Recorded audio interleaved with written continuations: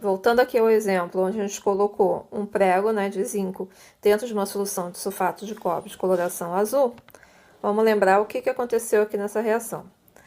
Então, o zinco, ele era metálico, né, que ele está no prego, ele vai começar a se dissolver na solução e formar a solução de sulfato de zinco, que vai ter carga mais 2. O zinco tinha carga 0 e passou para mais 2, significa que ele perdeu 2 elétrons. E o cobre, coloração azul na solução, tinha carga mais 2 e passou a revestir o prego de zinco, né? E ter carga 0, que é o cobre metálico. Então, ele de 2 para 0, ele está ganhando elétrons. Então, essa semi-reação que ocorre a perda de elétrons, a gente vai chamar de oxidação. E a que ganhou elétrons, redução. Só que o cobre, né, como ele sofre a redução, ele vai ser denominado agente oxidante, porque ele vai provocar a oxidação do zinco, vai fazer o zinco enferrujar. Já o zinco, ele vai sofrer oxidação e vai agir como um agente redutor, vai fazer o cobre reduzir, se tornar forma metálica. Como que a gente pode saber, né, que o elemento ele vai oxidar ou vai reduzir numa reação? Então, a gente tem uma tabela de potenciais de redução ou potenciais de oxidação. Tá? Dependendo dessa tabela, como a gente tem aqui um exemplo, uma de potencial de redução. O maior potencial de redução, nesse caso, ele vai reduzir. Já se eu tivesse uma tabela de potencial de oxidação, o maior potencial de oxidação iria oxidar. Então, vamos ver esses 3 exemplos que eu deixei aqui em cores diferentes, que é o ferro, o hidrogênio e o cobre.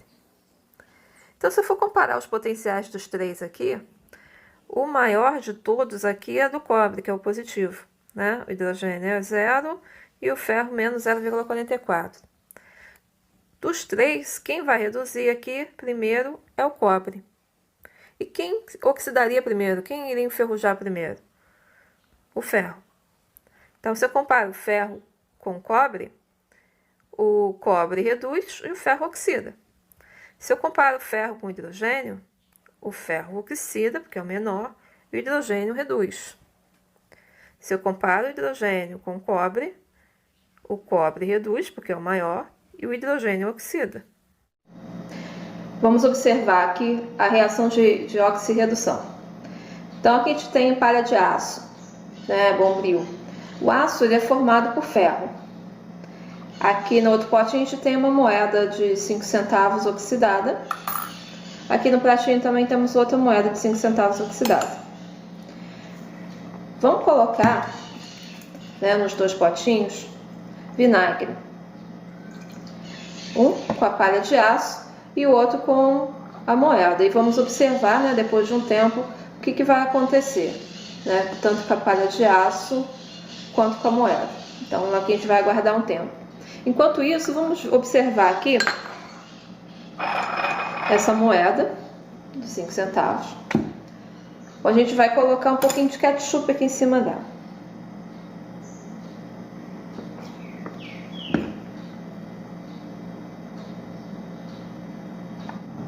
A gente pode perceber que a gente está passando aqui um pouco o ketchup, né, na moeda e ele está removendo a oxidação da moeda. Vamos ver o que aconteceu aqui com a moeda que estava dentro do vinagre. A gente percebe também que aconteceu, né, a redução também. Vamos ver aqui o que aconteceu com o bombril aqui no vinagre.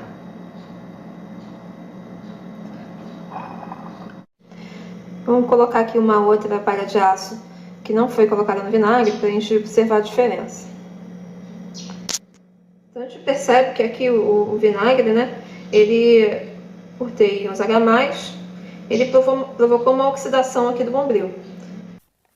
Fizemos então um experimento, né, colocando a esponja de aço, que contém ferro, dentro de uma solução de ácido acético, que é o vinagre.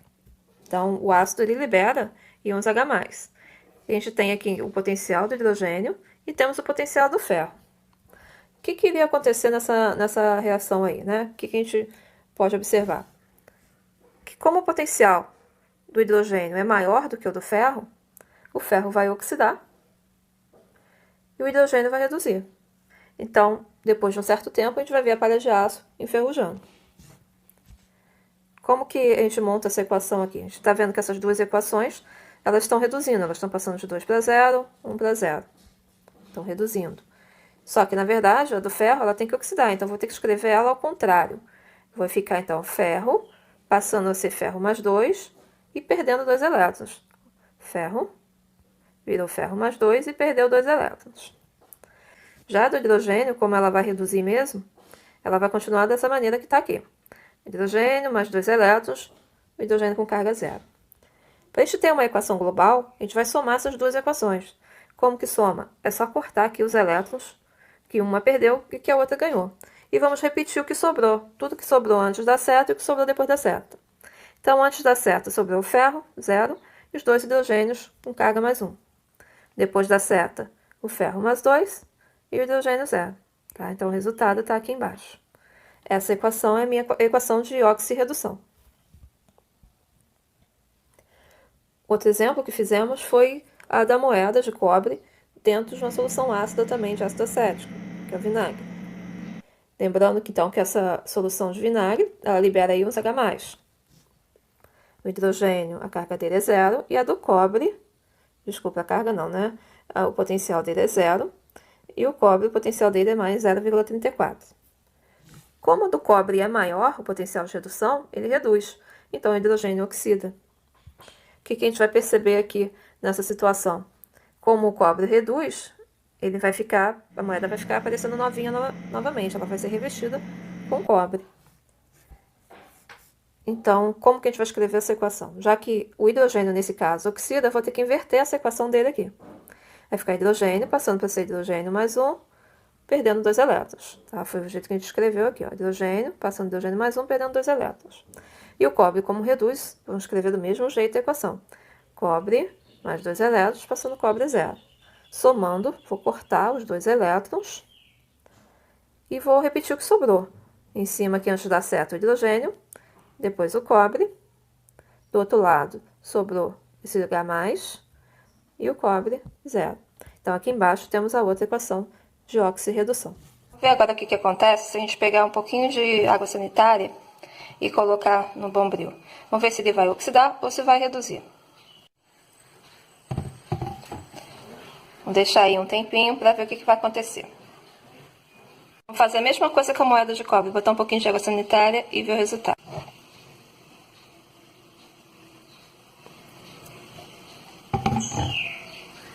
Vamos aguardar um tempo para ver o que vai acontecer. A atividade de hoje, então, será o seguinte. Depois da experiência que eu coloquei o cobre, que está na moeda, né? E a palha de aço, que contém ferro, dentro da água sanitária, que contém cloro, o que vai acontecer? Será que o cobre oxida ou será que o cobre reduz? E o que vai acontecer com a palha de aço? Será que ela oxida ou será que ela reduz? Então, para isso, vamos observar essa tabela aqui de potencial de redução, comparar o valor do potencial do cobre, que é esse aqui, com o potencial do cloro. E ver, nessa situação aqui do cobre e do cloro, qual dos dois vai reduzir e qual que vai oxidar.